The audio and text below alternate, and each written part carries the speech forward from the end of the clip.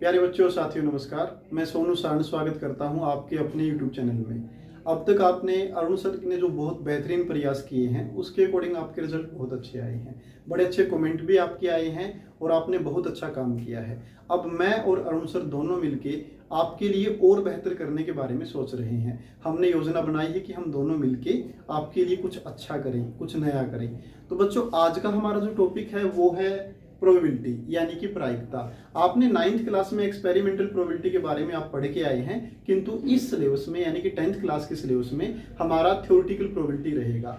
आपने पहले एक्सपेरिमेंट किए थे कि जैसे कि हो सकता है आपने एक सिक्के को 100 टाइम टॉस किया हो, यानी कि आपने कितना टॉस किया हो 100 टाइम। अब 100 टाइम में हो सकता है आपका हेड कितने टाइम आया हो सकता है 48 टाइम आया। तो उसके बाद टेल कितने टाइम आया आपका, हो सकता है 52 टाइम आया।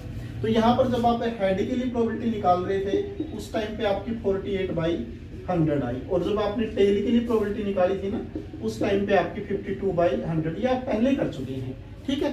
तो किंतु ऐसे एक्सपेरिमेंट करते करते जब हम नंबरों पे जब आपने जैसे 100 टाइम थ्रो किया, अगर आप और ज्यादा आगे बढ़ेंगे ना तो जैसे कि हेड है और टेल है, इनके लिए क्या है चांसेस बराबर आते जाएंगे, बिल्कुल नजदीक आएंगे, यानी कि दोनों की प्रोबेबिलिटी 0.5 के नजदीक आती चली जाएगी।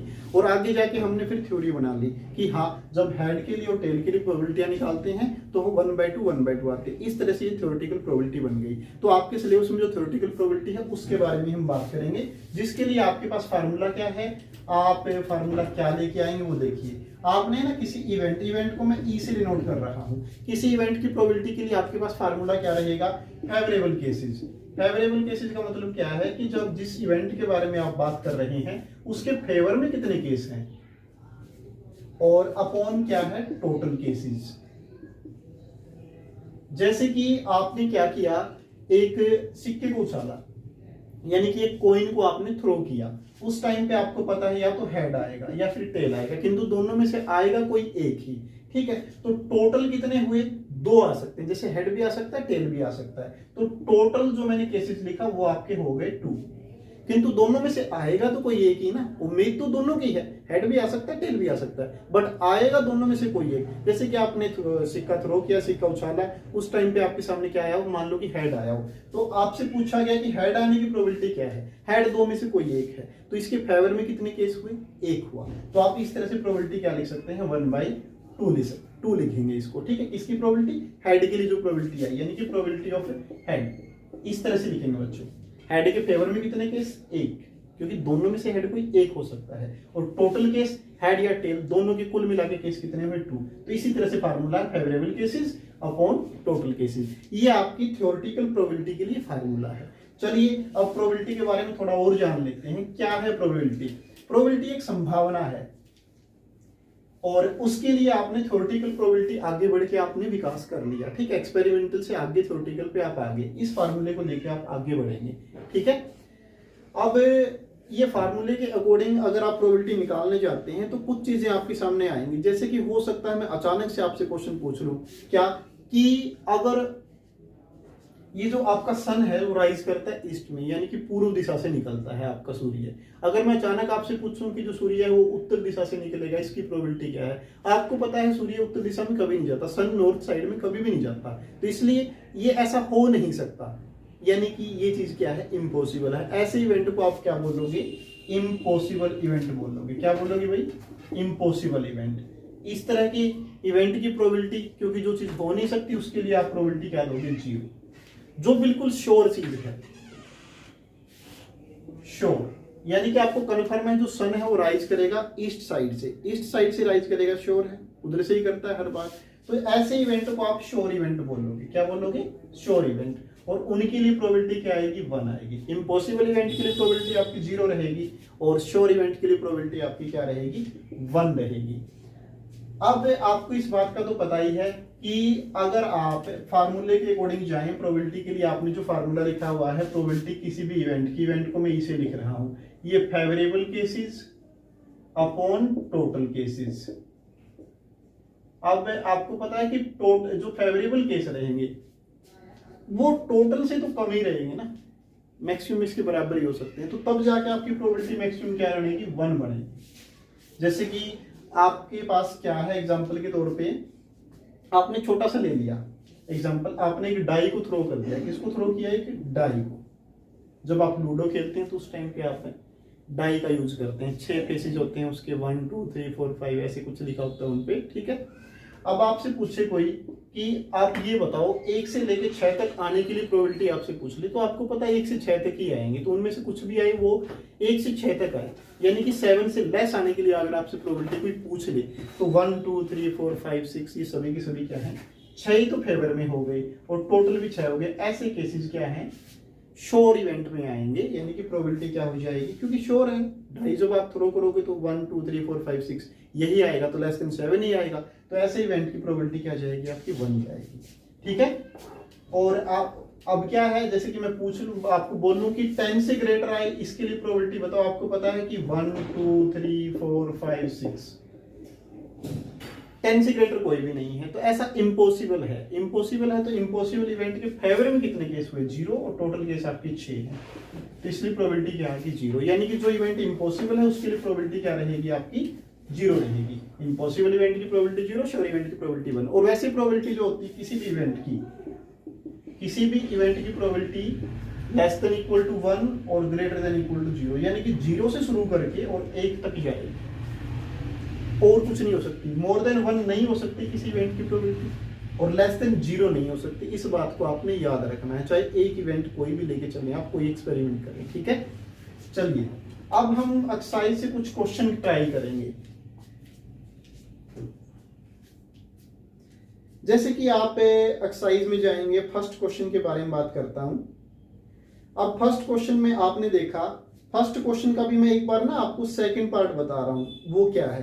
The probability of an event that can not happen, यानी कि जो इवेंट हो नहीं सकता, यानी कि इम्पॉसिबल हो गया, तो उसकी प्रोबेबिलिटी के बारे में पूछ रहे हैं, तो आपको पता है 0 आएगी।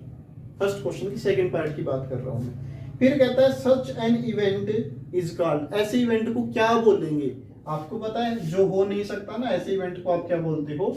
इम्पॉसिबल इवेंट, यानी कि असंभव घटना, इम्पॉसिबल इवेंट, ऐसे लिख के चलेंगे आप, ठीक है। ये आपका जो फर्स्ट क्वेश्चन था उसके लिए आप सेकंड पार्ट कर रहे हैं। अब आगे आता है इसका थर्ड पार्ट के बारे में अगर बात करें, the probability of an event that is certain to happen, यानी कि जो पक्का होगा, जो इवेंट होगा, निश्चित है जिसका होना, सर्टेन। अब उसकी प्रोबेबिलिटी पूछ रहे हैं। आपको अभी भी बताया था कि ऐसा इवेंट जिसके बारे में कन्फर्म है ये हो के रहेगा, जैसे कि सन आपने बताया कि कहां ईस्ट साइड से राइज करेगा, पूर्व दिशा से निकलता, श्योर है। ऐसे इवेंट की प्रोबेबिलिटी 1, यानी कि सर्टेन इवेंट, इसके लिए प्रोबेबिलिटी क्या रहेगी? 1 रहेगी। और इवेंट को क्या बोलेंगे? अब आगे इन्होंने बोला है क्या कि such an event is called, ऐसे इवेंट को बोलेंगे क्या? जो सेकंड पार्ट में, मतलब जो इसका सेकंड ब्लैंक पार्ट आया उसके बारे में बात कर रहा हूं, क्या है उसको बोलेंगे? क्या? सर्टेन इवेंट बोलेंगे उसको। क्या बोलेंगे? सर्टेन इवेंट, ठीक है। अब इसका नेक्स्ट पार्ट देखिए। अब कुछ चीजें और हैं, जैसे कि आपने एक एक्सपेरिमेंट किया, उसमें जितने भी इवेंट हो सकते हैं, जो भी इवेंट होंगे, अगर आप सब इवेंट को ले लो और उनको उनकी प्रोबेबिलिटी को ऐड करो, तो सब हमेशा क्या आता है? जैसे कि मान लो आपने कोई एक्सपेरिमेंट किया, उसमें छोटे छोटे 2-3 इवेंट हो गए, जैसे कि एक हो गया E1 इवेंट, उसकी प्रोबेबिलिटी, फिर दूसरा हो गया E2 इवेंट, फिर हो सकता है 3 बनते हैं उस एक्सपेरिमेंट में, इन सब की प्रोबेबिलिटी सम करें, तो सबका सम क्या आता है? हमेशा 1 आता है, ठीक। सम क्या आएगा? 1 आएगा। क्या है आपका? देख लो, sum of probabilities of all elementary event of an experiment, एक ही एक्सपेरिमेंट के, ठीक है, जो इवेंट आपने ली, जो घटनाएं ली हैं आपने, एक जो आपने एक प्रयोग किया था, उसमें जो भी घटनाएं घट सकती हैं उनके लिए एग्जांपल ले लो। इसके लिए हो सकता है कि आपके पास कोई बैग है, उसमें 3 तो रेड बॉल हैं, 4 हैं ब्लैक बॉल, और 5 आपके पास क्या है? व्हाइट बॉल है। अब आपके पास 3 इवेंट बन सकते हैं। मान लो कि मैंने किसके लिए? रेड बॉल के लिए क्या दे दिया? इवेंट का नाम R रख दिया, probability of red ball, red को R से नोट कर दिया मैंने। उसकी प्रोबेबिलिटी आपको पता है कि आप रेड बॉल के फेवर में कितने केस हैं? 3। टोटल केस कितने? आप ना बैग से बॉल निकालोगे तो कोई भी बॉल आ सकती है आपके सामने, 3 + 4 + 5, यानी कि 3 + 4 7 + 5 12। दूसरा बात कर रहे हैं प्रोबेबिलिटी किसके लिए, ब्लैक बॉल के लिए। ब्लैक बॉल के फेवर में कितने केस हुए, 4, क्योंकि अगर आप ब्लैक बॉल चाहिए तो 4 में से कोई एक निकल के आएगी, तो टोटल आपको पता है 12 है। आप इनको थोड़ा सिंप्लीफाई भी करना चाहिए, जैसे कि 4 से इसको कैंसिल आउट करेंगे तो इधर 1/3 आया, जैसे इसको कैंसिल आउट करेंगे तो ये आपका 1/4 आया। और सिमिलर वे से आप आगे बढ़े, यूं कहीं भी रख सकते हैं आप, जैसे कि व्हाइट बॉल के लिए अगर आप लेके चलते हैं प्रोबेबिलिटी, तो वो आपकी क्या है, व्हाइट बॉल के फेवर में कितने केस हुए आपके, 5 हुए, 5/12। एक बार यूं कहीं लिख लो, कैलकुलेशन में आपको इजी रहेगा, ठीक है। अब ये जैसे इसको E1 बोल लूं, इसको E2 बोल लूं, इसको E3 बोल लूं, 3 इवेंट हो गए ना। एक्सपेरिमेंट है कि किसी बैग से आपने बॉल निकालनी है, उसमें 3 तरह की बॉल आपके पास थी।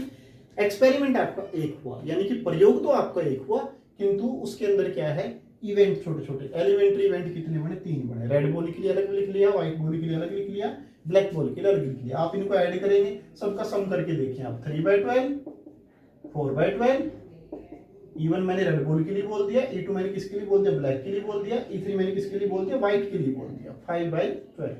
आप इनको ऐड करके देखिए, हमने बोला कि 1 आएगा, चलो ऐड करके दे, एलसीएम क्या आएगा, सबका डिनोमिनेटर सेम इसलिए 12 आएगा। तो आप क्या करोगे, 3 ये एज इट इज ऐड कर दें आप, 3 + 4 + 5 यानी कि 12/12 इक्वल टू क्या आया, 1 आया। इस तरह से आपको पता चल गया कि कोई भी अगर एक्सपेरिमेंट है, उसके जो भी एलिमेंट्री इवेंट होंगे, एक ही एक्सपेरिमेंट के, एक ही प्रयोग के छोटे छोटे जो इवेंट बनते हैं, जो घटनाएं बनती है, उन सब की प्रोबेबिलिटी को अगर आप ऐड करेंगे, उनको ऐड करेंगे तो रिजल्ट क्या आएगा, 1 आएगा। चलिए इसके हम नेक्स्ट पार्ट के बारे में बात कर रहे हैं। ये आपका थर्ड पार्ट था, जिसमें आपने क्या सीखा कि अगर कोई एक्सपेरिमेंट किया तो उसके जो एलिमेंट्री इवेंट बनेंगे, सबकी प्रोबेबिलिटी को ऐड करेंगे तो वैल्यू क्या आएगी, 1 आएगी। अब नेक्स्ट पार्ट में, फोर्थ पार्ट हो गया आपका, फिफ्थ देखिए, the probability of an event is greater than और इक्वल टू।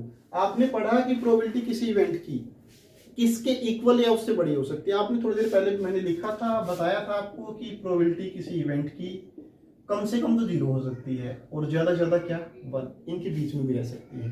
तो ये कहता है कि फिफ्थ पार्ट में, फर्स्ट क्वेश्चन का जो आपका फिफ्थ पार्ट है, मैं उसके बारे में बात कर रहा हूँ। फोर्थ हो गया हमारा भी, सम 1 आएगा। The probability of an event is greater than और इक्वल टू 0, और फिर आगे कहता है एंड लेस देन और इक्वल टू 1। 0 से ग्रेटर या इक्वल रहती है और 1 से लेस या इक्वल रहती है। तो आप फर्स्ट क्वेश्चन के सेकंड, थर्ड, फोर्थ और फिफ्थ पार्ट मैंने करवा दिए। अभी मैं किसी एक क्या है कि आप मान लो किसी इवेंट की प्रोबेबिलिटी के बारे में बात कर रहे हैं, कोई भी इवेंट, और उस इवेंट के लिए प्रोबेबिलिटी और उस इवेंट के न होने के लिए प्रोबेबिलिटी, यानी कि उसके कॉम्प्लीमेंट, दोनों को ऐड करेंगे तब भी वैल्यू 1 आएगी। कैसे आएगी वो देख लें। मान लो कि इसी को लेके चलते हैं, इसी एग्जांपल को। रेड बॉल के लिए प्रोबेबिलिटी को मैंने R से लिखा, अभी निकाला था 3, टोटल आपके 12 थे, 3/12। और रेड बॉल न होने के लिए, रेड ना, इसका मतलब क्या है, ब्लैक आ जाए या व्हाइट आ जाए कोई दिक्कत नहीं, क्या ना आए, रेड न आए, ठीक है, उसके लिए प्रोबेबिलिटी। तो ये बाकी क्या है आपकी, रेड नहीं चाहिए, बस कुछ भी आए कोई दिक्कत नहीं। 4 और +5 तो आपके फेवर में 9 केस हो गए रेड न आने के फेवर में, ठीक है, और टोटल आपके 12 हैं। इन दोनों को अगर आप ऐड करके देखेंगे, वही 3/12 + 9/12, ये आपका 3 + 9, क्योंकि डिनोमिनेटर सेम है, तो आपका ये 12/12, वही वैल्यू क्या आएगी, 1 आएगी। तो इस तरह से कहता है कि किसी इवेंट के लिए और इसी इवेंट के नोट के लिए, नोट ऑक्यूर के लिए, दोनों की प्रोबेबिलिटी का सम क्या रहेगा, हमेशा क्या रहेगा, 1 रहेगा। ये आपका फर्स्ट क्वेश्चन कंप्लीट हो गया। अभी हम एक बार ना डेली लाइफ में जैसे आप करते हैं, कोई भी काम करते हैं, उसको प्रोबेबिलिटी से कैसे कनेक्ट कर सकते हैं, उसके लिए एग्जांपल देखता हूं मैं एक बार, ठीक है। उससे पहले ना 2-3 टर्म को सीख लो आप। 2-3 टर्म क्या है, जैसे कि इसके अंदर कुछ वर्ड मिलेंगे, उनका मीनिंग क्या है आपको ये देखना है। एक मिलेगा आपको बेस्ड और अनबेस्ड,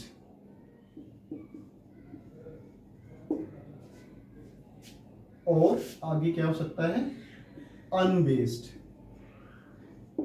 अगर मान लो कि बेस्ड कॉइन लिख दूं मैं, बेस्ड डाई लिख दूं और अनबेस्ड लिख दूं, तो इनका मीनिंग क्या है, बेस्ड और अनबेस्ड, इनका मीनिंग समझना है। बेस्ड का मतलब है कि आपने कोई स्पेशल काम कर दिया, जैसे आपने शोले फिल्म देखी होगी, उसमें अमिताभ बच्चन के हाथ में एक सिक्का होता था, वो पूछता था कि क्या चाहिए आपको, हेड या टेल।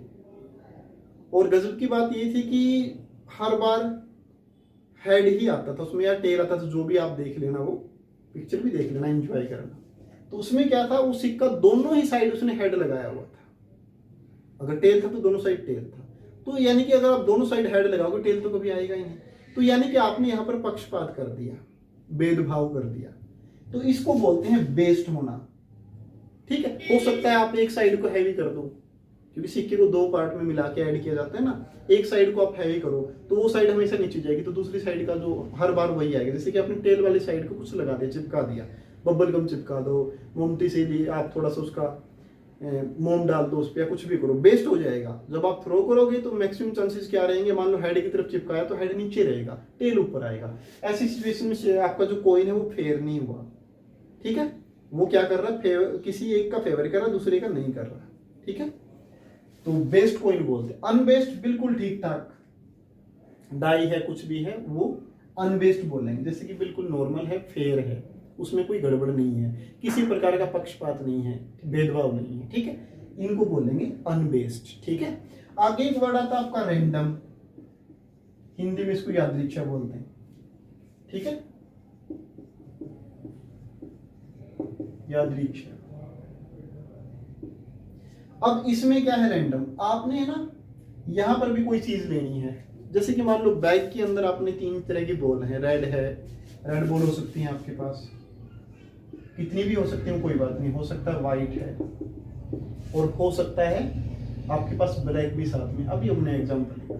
ठीक है, रैंडमली कोई बॉल उठाने का मीनिंग क्या है। अभी हमने रैंडमली कोई बॉल उठाई, जैसे कि मान लो मैं किसी से बोलता हूँ ना, आप इसके बैग के अंदर से एक बॉल निकालो, और हो सकता है उसका फेवरेट कलर रेड हो, तो वो हल्के से अगर देख के बैग के अंदर हल्के से देख के वो रेड बॉल को उठा के लेके आए, उसने क्या कर दिया, गड़बड़ कर दी, है ना। तो वो चीज बेस्ट हो जाएगी। और बॉल के जो निकालना है वो क्या रहेगा, रैंडम नहीं रहेगा। अगर आपने भेदभाव किया है, गड़बड़ की है, तो वो रैंडम एक्सपेरिमेंट नहीं बोला जाएगा। ठीक है, रैंडमली कोई चीज निकालना, रैंडमली निकालना मतलब आप ना उधर मुंह करके ना ऐसे बैग इधर आपका ऐसे दूसरी तरफ मुंह करके बिना देखे निकालो कोई भी एक बॉल, तो वो रैंडमली आपने बॉल उठाई है, यानी कि आपने कुछ गड़बड़ नहीं किया। समझ में आ रहा है ना ये बात।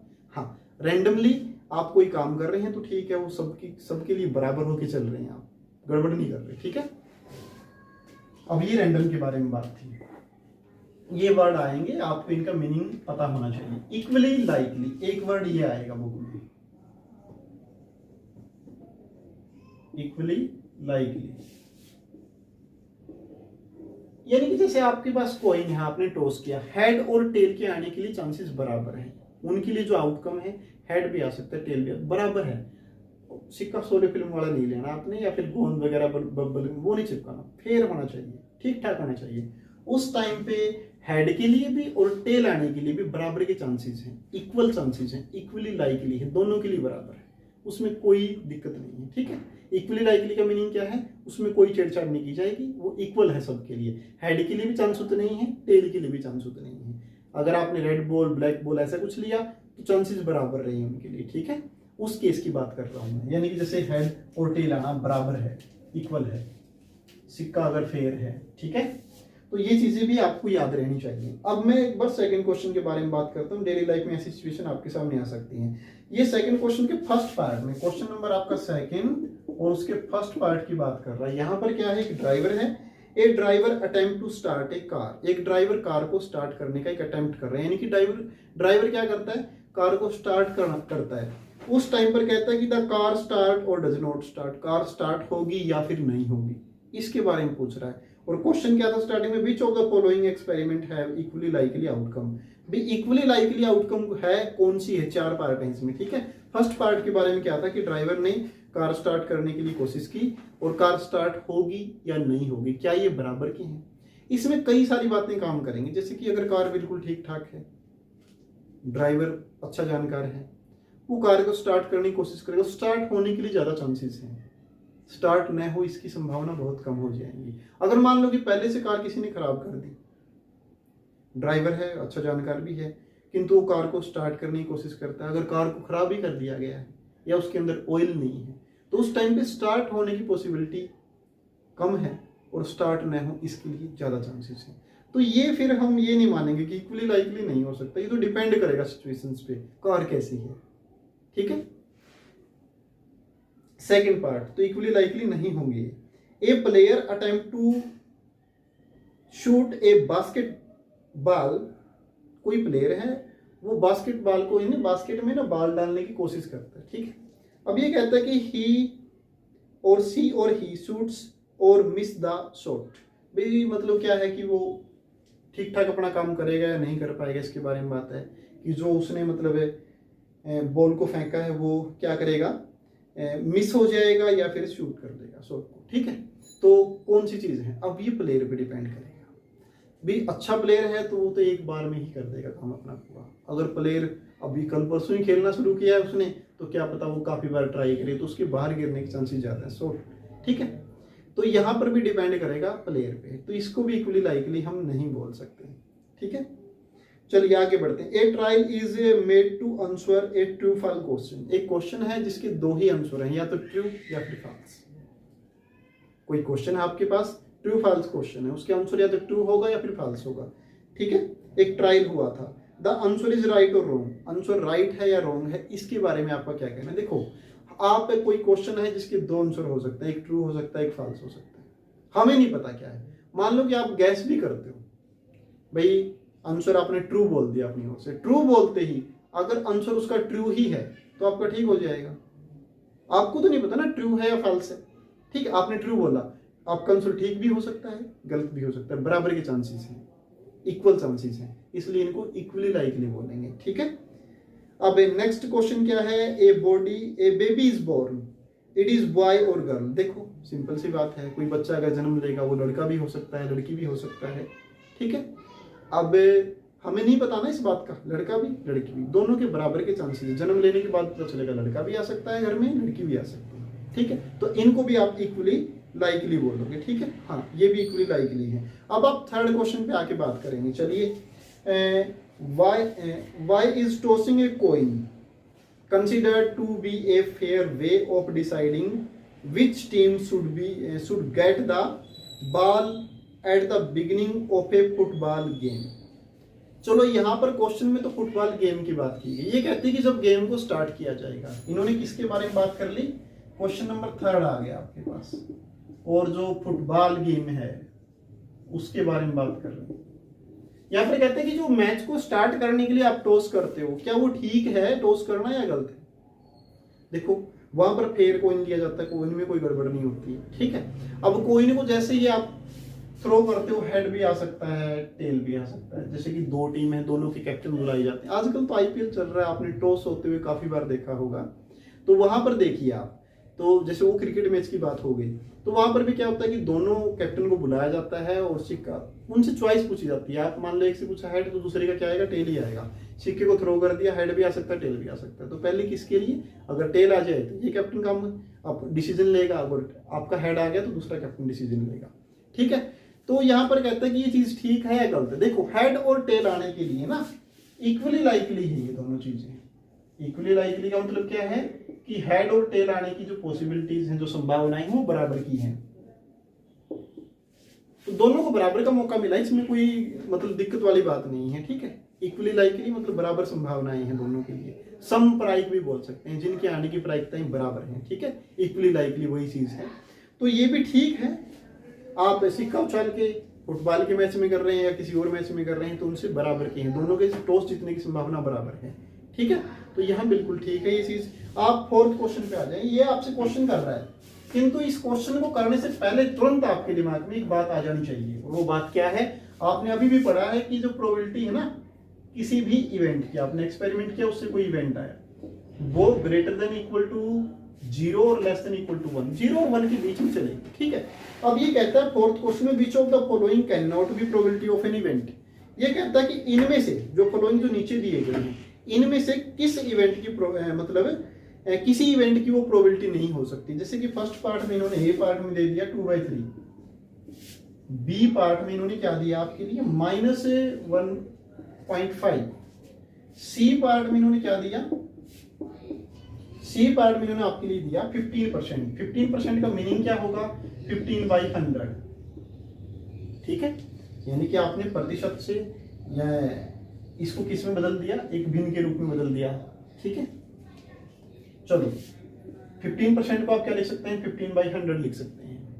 ओके, और इसने जो डी पार्ट दिया है वो 0.7 दिया है। 0.7 को भी आप 7/10 लिख सकते हैं। आपने नोट किया 2/3, ये भी आपका 0 और 1 के बीच में लाई करता है 1। अब मैं एक बार बी पार्ट को छोड़ के चलता हूँ, क्योंकि ये नेगेटिव है और नेगेटिव 0 और 1 के बीच में लाई नहीं करते, तो ये तो नहीं होगा। अब आपका नेक्स्ट 15/100, इसकी वैल्यू भी आप देखोगे सोल्व करके तो वो 0 और 1 के बीच में आएगी। इसी तरह से 7/10 भी 0 और 1 के बीच में आएगा। ये ए भी ठीक है आपका, ये सी भी ठीक है और डी भी ठीक है। समस्या कहाँ है, 1.5 जो नेगेटिव आया है ये, तो हमने तो देखा कि प्रोबेबिलिटी तो नेगेटिव आती ही नहीं, किंतु ये कहता है कि ये हो सकता है, किंतु ये तो गलत है, ऐसा नहीं हो सकता। क्वेश्चन भी यही था कि which of the following can not be probability of an event, यानी कि नीचे जो दिए गए हैं इनमें से कौन सा किसी इवेंट की प्रोबेबिलिटी नहीं हो सकती। हमें पता प्रोबेबिलिटी नेगेटिव नहीं हो सकती, तो ये नहीं हो सकता। बी पार्ट के बारे में बात हुई है। चलिए आगे इन्होंने 5th क्वेश्चन में क्या बताया आपको वो देख लेते हैं एक बार। 5th क्वेश्चन क्या है, स्टेटमेंट रीड करेंगे और आपने उससे पहले आप इस बात पे याद रखें कि जो किसी इवेंट की प्रोबेबिलिटी प्लस उस इवेंट के न होने की प्रोबेबिलिटी नोट ई, इनकी प्रोबेबिलिटी क्या रहती है, दोनों का सम क्या रहता है, 1 रहता है। आपको ये बात याद रहनी चाहिए। 5th क्वेश्चन स्टार्ट कर लेते हैं इसी के साथ। और क्वेश्चन क्या है कि इन्होंने दिया है कि ई की प्रोबेबिलिटी ऑफ ई क्या गिवन है, 0.05। मीनिंग क्या हुआ, इसको अगर आप सोल्व करेंगे, डेसिमल के बाद डिजिट है 1 और 2, यानी कि आप 5 ही लिखेंगे। डेसिमल के बाद अगर 2 डिजिट है तो आप 0 लगा दें, 5/100 आ जाएगा आपका। ये कहता है कि आपको ई की प्रोबेबिलिटी तो गिवन है, नोट ई। आप किसकी प्रोबेबिलिटी, ई के न होने की प्रोबेबिलिटी, या फिर आप इसको कैसे लिख सकते हो, प्रोबेबिलिटी ऑफ ई ऊपर बार लगा दो। ठीक है, नोट ई, सेम मीनिंग है दोनों। इसकी प्रोबेबिलिटी क्या रहेगी, यहां पर हमने देखा पहले से ही पता है हमें इस बात का कि दोनों प्रोबेबिलिटी का सम रहता है 1, हमें ये चाहिए। ठीक है, तो प्रोबेबिलिटी ऑफ ई नोट या नोट ई, इसको उधर ये पॉजिटिव उधर जाके नेगेटिव कर देंगे, प्रोबेबिलिटी ऑफ ई। तो आपको पता आप क्या लिखोगे, 1 minus probability of E, 1 minus, यानी कि इसको आप सब्ट्रैक्ट कर दोगे। ये आपका क्या आया, 5/100। जब आप एलसीएम लेंगे 100 एलसीएम आएगा आपका, 100 से 1 का मल्टीप्लिकेशन, ये 100 यूं का यूं, तो ये 5 लिख देंगे। तो रिजल्ट के तौर पे आपके पास 95/100, डेसिमल दोबारा लगाएंगे, ये 95 तो यूं का ही लिखेंगे आप। अब डेसिमल के डिनोमिनेटर में क्या है, 1 के बाद 2 0, यानी कि 100 है, तो आप 2 डिजिट 2 अंकों के बाद डेसिमल लगाएंगे। ठीक, दशमलव लगाएंगे, 1 2 यहाँ लगा दें। अगर इससे पहले कुछ नहीं है तो आप अपनी ओर से 0 भी लिख सकते हैं। तो ये आपका इस तरह से आप 5th क्वेश्चन बड़े आराम से कर सकते हैं। चलिए आगे बढ़ते हैं। 6th क्वेश्चन में देखते हैं क्या कुछ आपके सामने आया है। 6th क्वेश्चन की स्टेटमेंट आपको क्या बताती है। एक बात याद रखें, कोई भी क्वेश्चन करने से पहले, चाहे वो आपके मैथमेटिक्स की बुक में है या फिर कोई प्रॉब्लम आपकी डेली लाइफ में है, हर बार आप प्रॉब्लम को अच्छे से समझ लें। अगर आपने प्रॉब्लम को अच्छे से समझ लिया तो ये समझ लो कि आपने उसका 60% सोल्व कर दिया। ध्यान देने वाली बात है, आप किसी भी समस्या को अच्छे से समझ लेंगे तो उसको, उससे निपटने का, उससे बाहर आने का तरीका समस्या ही बता देगी आपको। यानी कि आप मैथमेटिक्स में भी इस चीज को अप्लाई करें। आप कोई भी क्वेश्चन है उसकी स्टेटमेंट को इतना अच्छे से समझ लें कि आपको सब रास्ते दिखाई देने लग जाए। चलिए 6th क्वेश्चन क्या कहता है, ए bag contains lemon flavoured candies. ये कुछ अच्छी बात आई, आपके क्वेश्चन में कैंडी आ गई। कैंडी को बड़ा टेस्ट लेके खाते हो आप सब, ठीक है, और कैंडी भी कैसी है, लेमन के फ्लेवर वाली। एक बैग के अंदर क्या है, ए bag contains lemon flavour candies only. Candies सारी की सारी क्या है, लेमन के फ्लेवर वाली है। ठीक है, आपके पास 6th क्वेश्चन की बात कर रहा हूं मैं। ए bag contain lemon flavoured candies, यानी कि फ्लेवर कैसा है, लेमन वाला है यहां पर। ठीक है, सारी की सारी लेमन फ्लेवर में। अब आगे क्या बोलता है, नींबू वाला फ्लेवर है, टेस्ट कैसा आएगा, नींबू का टेस्ट आएगा आपको। चलिए, और इसमें क्या कहती है कि Malini takes out 1 candy without looking into the bag. Malini ने बैग के अंदर नहीं देखा, ऐसे ही एक कैंडी निकाल ली बाहर। मालनी को टेस्ट करना है ना कैसी कैंडी है। अब what is the probability that she takes out an orange flavoured candy. ये तो बड़ी अजीब बात हुई। आप सोचिए बैग के अंदर क्या है, lemon flavoured candy only. Bag में और कुछ है ही नहीं, दूसरी प्रकार की कैंडी नहीं है। क्या ऐसे बैग से ऑरेंज के फ्लेवर वाली यानी संतरे के टेस्ट वाली कोई कैंडी बाहर आ सकती है? बिल्कुल भी नहीं आएगी। ये आपका इम्पॉसिबल इवेंट है, और इम्पॉसिबल इवेंट की प्रोबेबिलिटी क्या जाएगी? 0। तो आप ही सोचिए कि आप मालनी ने एक बैग के अंदर से ना एक कैंडी निकाल ली, और वो कैंडी कैसी निकले? कैंडी निकले एन ऑरेंज फ्लेवर्ड कैंडी। ऐसा नहीं हो सकता बच्चों। क्यों? क्योंकि बैग के अंदर केवल और केवल लेमन फ्लेवर्ड कैंडी है। तो ये जो फर्स्ट पार्ट के लिए आप सोल्व करोगे ना, आप लिख दोगे क्या क्या लिखोगे? जो मतलब फेवरेबल केसेस, फेवरेबल केसेस यहां पर 0 रहेंगे, यानी कि क्या है? This is impossible event. ऐसा इवेंट क्या रहेगा आपका? इम्पॉसिबल इवेंट बन गया है। और इम्पॉसिबल इवेंट के लिए प्रोबेबिलिटी क्या जाएगी आपकी? 0 जाएगी। अब सेकंड पार्ट के बारे में इन्होंने क्या बोला? ये कहता है कि सेकंड पार्ट में लेमन फ्लेवर्ड कैंडी आई। बैग में सारी कैंडी कैसी है? लेमन फ्लेवर की है, और लेमन फ्लेवर की है, मालनी निकालेगी और कुछ निकल ही नहीं सकता, लेमन फ्लेवर कैंडी ही निकलेगी। ये तो श्योर इवेंट हो गया। आप लिख दोगे दिस इज श्योर इवेंट। भाई लेमन फ्लेवर कैंडी निकली, ये तो श्योर इवेंट है, ठीक है, निश्चित घटना है ये आपके लिए। और उसके लिए प्रोबेबिलिटी क्या जाएगी आपकी? 1। आपको ये तो पता है।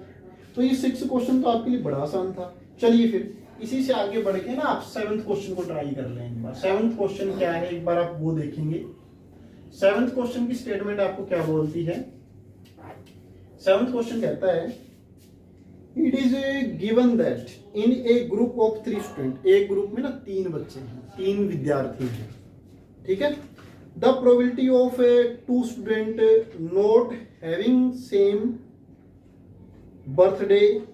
ये कहता है कि द प्रोबेबिलिटी, प्रायिकता कि 2 student not having same birthday, जो 3 में से कोई भी 2 बच्चे एक ही दिन जन्मदिन न हो, भाई किसी एक निश्चित दिन उन दोनों का जन्मदिन न हो, 3 में से कोई भी 2 का न होने के लिए प्रोबेबिलिटी क्या कहती? इन्होंने बताया कि 0.992 के बराबर है। चलिए एक बार मैं लिख देता हूं, let E be the event. भाई इवेंट क्या है कि जो बर्थडे है, birthday is on same day. Birthday क्या रहे? सेम डे रहे, मैंने ये मान लिया। किंतु क्वेश्चन में स्टार्टिंग में क्या दिया गया आपको कि सेम डे न हो, तो उसको नोट से लिखेंगे। उसकी प्रोबेबिलिटी इन्होंने कितनी दे दी? 0.992। बर्थडे सेम डे न हो 2 बच्चों का, ठीक है, वो तो गिवन है आपके पास। अब ये क्या बोलते हैं कि आप प्रोबेबिलिटी निकालो कि बर्थडे सेम डे है, इस बात की प्रोबेबिलिटी क्या रहेगी? क्वेश्चन की स्टेटमेंट क्या कहती है? आपको थोड़ा सा आगे बढ़ेंगे तो कि what is the probability that the 2 student have same birthday, यानी 2 बच्चों का सेम बर्थडे आ जाए, किसी एक दिन आ जाए। मतलब क्या हुआ? इवेंट की सीधी प्रोबेबिलिटी पूछ ली आपसे, तो प्रोबेबिलिटी ई के लिए निकालेंगे। बट हमें पता है ई के और ई नॉट की प्रोबेबिलिटी का सम क्या रहता है? हमेशा ही 1 के इक्वल। आप लिख दो एस बी नो दैट, जैसा कि हम जानते हैं, ठीक है। अब ये तो आपको पता ही है, ये क्या है? 0.992 इक्वल टू 1 था ही, और आप लिखोगे प्रोबेबिलिटी ऑफ ई। तो आपके लिए बड़ा सिंपल काम हो गया कि आप इसको ना उधर जाके 1 में से सब्ट्रैक्ट कर दो। आपको जैसा ठीक लगे वैसा आप सब्ट्रैक्ट करो। जैसे कि आप इसको डेसिमल में आपके पास गिवन है, इसको आप किसी भी फ्रैक्शन में चेंज कर लो। जैसे कि आप ना डेसिमल के बाद 3 डिजिट है, तो ये आपका है ना 992/1000 आप कर लोगे इसको, या फिर आप डायरेक्ट सब्ट्रैक्ट कर सकते हो, एज यू विश, जो आपको ठीक लगे, ठीक है। मैं ये आपके लिए छोड़ रहा हूँ, आप सब्ट्रैक्ट करके वैल्यू दे दें, बस आंसर आ जाएगा। तो बच्चों हमने आज के लेक्चर में क्वेश्चन नंबर 1 से लेके क्वेश्चन नंबर 7 तक सोल्व किए हैं। फिर भी आपको इन क्वेश्चंस में अगर कोई डाउट है, कोई प्रॉब्लम है, तो आप हमसे कमेंट करके पूछ सकते हैं। और ये जो क्वेश्चन है, इन क्वेश्चन के लिए जो पीडीएफ है आपको डिस्क्रिप्शन बॉक्स में मिल जाएगी। तो बच्चों ईमानदारी से, बड़े आराम से, प्यार से आप इन क्वेश्चन को ट्राई कीजिए, जो प्रॉब्लम आई हमसे पूछिए और कमेंट करना न भूलें, क्योंकि आपका कमेंट नेक्स्ट वीडियो को और बेहतर बनाने में हमारी बहुत मदद करेगा। और बाकी के इस चैप्टर के जो भी क्वेश्चन रहते हैं आपको अगले लेक्चर में मिल जाएंगे। तो ठीक है बच्चों, मिलते हैं अगले लेक्चर में, तब तक के लिए आप क्वेश्चन को सोल्व करो और हमसे कमेंट करके पूछो। बड़ा अच्छा लगता है जब आपके कमेंट आते हैं, बड़े प्यारे प्यारे कमेंट होते हैं आपके। ठीक है बच्चों, ओके, गुड बाय।